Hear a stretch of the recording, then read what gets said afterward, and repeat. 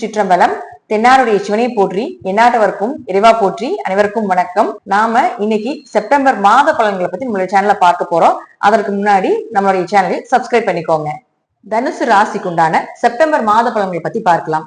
தனுசு ராசியை பொறுத்த வரைக்கும் பாத்துட்டீங்கன்னா, குருவினுடைய பார்வை இருந்தாலும் கொஞ்சம் ஓரளவுக்கு அர்த்தாசிரமம் நடந்துட்டு இருக்கிறதுனால கொஞ்சம் மன ரீதியாக கொஞ்சம் பிரச்சனைகளை சந்திச்சுட்டு இருக்கீங்க. கொஞ்சம் மன விரக்தி, தாய்க்கு ஆரோக்கிய கேடு, உங்களுக்கும் மன ரீதியாக ஆரோக்கியம் ரீதியாக கொஞ்சம் செலவுகள், இதெல்லாம் ஏற்படுத்தி கொடுத்துட்டு தான் இருப்பார். தனுசுவை பொறுத்த வரைக்கும் குரு பார்வை இருக்கிறவன் அது மீண்டும் எழுந்து வரக்கூடிய அமைப்பு தனுசுக்கு உண்டு. அடுத்தது பாருங்க, சனியை பொறுத்த வரைக்கும் ஜாதகத்துல வக்ரமாக இருந்தால் நவம்பர் வரைக்கும் ஓரளவுக்கு பண வரவு, பொருளாதார வளர்ச்சி, முயற்சிகள் கை கூடுறது, இதெல்லாம் ஏற்படுத்தி கொடுத்துருவார். அப்படி இல்ல உங்க ஜாதகத்துல சனி வக்ரமாக இல்லைன்னா கொஞ்சம் பண ரீதியாக ஜாமீன் கையெழுத்து போறது, பணம் கொடுக்கல் வாங்கல் பண்றது, இதெல்லாம் கொஞ்சம் கவனமா இருங்க. தேவையில்லாம பணம் ஏமாற்றத்தை ஏற்படுத்தி கொடுக்கும். ஏன்னா 3ஆம் இடம் தான் ஷேர் மார்க்கெட் சம்பந்தப்பட்டது. அதே போல பாத்துட்டீங்கன்னா ஆன்லைன் சம்பந்தப்பட்ட எல்லா ட்ரேடிங்குமே 3ஆம் இடம் தான். அப்ப அந்த அதிபதி வக்ரம் இல்லாம இருந்தா இந்த காலகட்டங்களில் கொஞ்சம் பொறுமையா செய்வது என்பது ஒரு சிறப்பானதாக இருக்கும். அடுத்தது செவ்வாயை பொறுத்த வரைக்கும் 5 மற்றும் 12ஆம் அதிபதி. இந்த 5 மற்றும் 12ஆம் அதிபதியான செவ்வாய் அப்படின்னு சொல்லக்கூடியவர் இருக்கக்கூடிய வீடு 10ஆம் வீட்டுல 13ஆம் தேதி வரைக்கும் இருக்கார். 5 10 இருந்தால் குழந்தைகள் மூலமாக வருமானம், ஒரு அதிர்ஷ்டங்கள், திடீர் பணவரவு, தொழில ஓரளவுக்கு வளர்ச்சியை கொடுக்கிறது. ஆனா அவரே 12ஆம் அதிபதி ஆகிறதுனால ஒரு ஏற்றம் இறக்கம் ரெண்டுமே ஈக்குவலா இருக்கும். ஒரு பாயிண்ட் தொழில் ஏறினீங்கன்னா ஒரு பாயிண்ட் இறக்கம் இருக்கும். குலதெய்வ வழிபாடுல இந்த காலகட்டங்களை பண்றப்போ தொழில நல்ல வளர்ச்சியை கொடுக்கக்கூடிய அமைப்பை ஏற்படுத்தி கொடுத்து விடும். ஏன்னா 5ஆம் இடம் தான் குலதெய்வம். அடுத்தது பாருங்க, சுக்கிரனை பொறுத்த வரைக்கும் 6 மற்றும் 11ஆம் அதிபதியான சுக்கிரன் இருக்கக்கூடிய வீடு அப்படிங்கிறது 8ஆம் வீட்டுல இருக்கார் 14ஆம் தேதி வரைக்கும். அப்போ 6 கூட ஒரு 8ல போய் இருந்ததுன்னா கடன் அடைக்க முடியல, கடன் இருக்கு, கடன்னால மன நிம்மதி இல்ல, நோய் தொந்தரவு வேற. அதே போல பாருங்க 4ஆம் அதிபதினு சொல்லக்கூடிய குரு அப்படின்னு சொல்லக்கூடியவர் போய் 7 பாதத்துல இருந்தாலும் மன ரீதியான தொந்தரவு வேற. அர்த்தாசிரம சனி நடக்கிறதுனால உடல் மனம் ரெண்டுமே நல்லா இல்ல. இப்படிங்கிறது இப்ப சூழ்நிலை உங்களுக்கு. அப்ப 6, 8 தொடர்பு இருக்கிற வரைக்கும் கொஞ்சம் 14ஆம் தேதி வரைக்கும் கொஞ்சம் மன ரீதியாக உடல் ரீதியாக பிரச்சனைகள் உண்டு. கொஞ்சம் கடன் கட்டுறதுக்கு உண்டான வாய்ப்புகளும் கொஞ்சம் குறைவா தான் இருக்கும். வேலை வாய்ப்புகள் பிரச்சனை, வேலை செய்யக்கூடிய இடத்துல யார் என்ன சொல்றாங்கன்னு தெரியல, ஆனா எனக்கு முதுகுல குத்துற மாதிரியே இருக்கு, அங்க தேவையில்லாத பிரச்சனைகள் வருது, செய்யாத தப்புக்கும் தேவையில்லாத பிரச்சனைகள் வருது, இதெல்லாம் ஏற்படுத்தி கொடுப்பார்.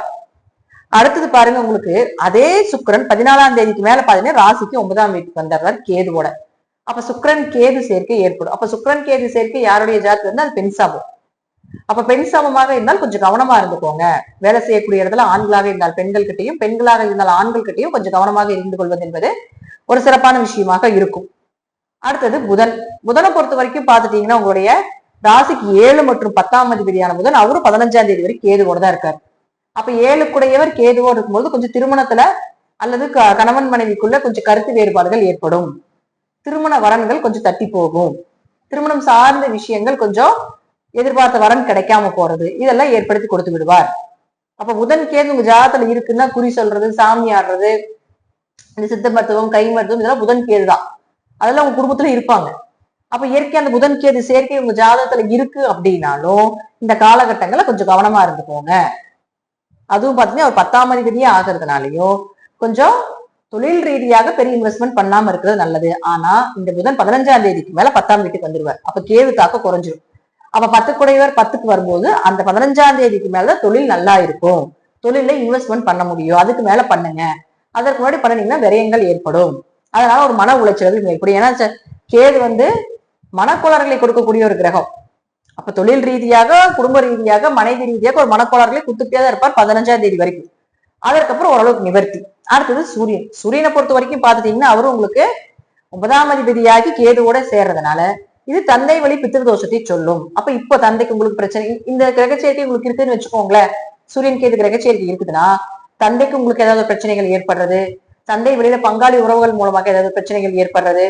சூரியன் கேது சேர்க்கை எப்படி இருந்தாலும் பாத்துட்டீங்கன்னா பரம்பரை சார்ந்த தோஷங்களை சொல்லக்கூடிய ஒரு அமைப்பு. அப்ப இந்த காலகட்டங்கள்ல எல்லாம் நீங்க திதி கொடுப்பது, குலதெய்வ கோயிலுக்கு போயிட்டு வர்றது, இதெல்லாம் உங்களுக்கு சிறப்பை ஏற்படுத்தி கொடுக்கும். அப்ப அந்த சூரியன் அடுத்தது அவர் 10ஆம் வீட்டுக்கு வந்துடுவார். அப்போ 9, 10 ஏற்பட்டா தர்ம கர்மாதிபதி யோகம் ஏற்படும். அப்ப தர்ம கர்மாதிபதி யோகம் ஏற்படும் கூடிய இந்த காலகட்டங்கள்ல கண்டிப்பா உங்களுக்கு நினைச்சது நடக்கும். தொழில் வளர்ச்சி உண்டு, பெயர் புகழ் கிடைக்கும், அதுல மாற்றம் இல்லை. சோ தனுசுவை பொறுத்த வரைக்கும் 15ஆம் தேதிக்கு வரைக்கும் பொறுமையா இருங்க. 15ஆம் தேதிக்கு மேலதான் எல்லா விஷயமும் நடக்கும். இது தனுசு ராசி, தனுசு லக்னம் இரண்டுக்குமே இணைவாக இருக்கக்கூடிய ஒரு பலன் தான்.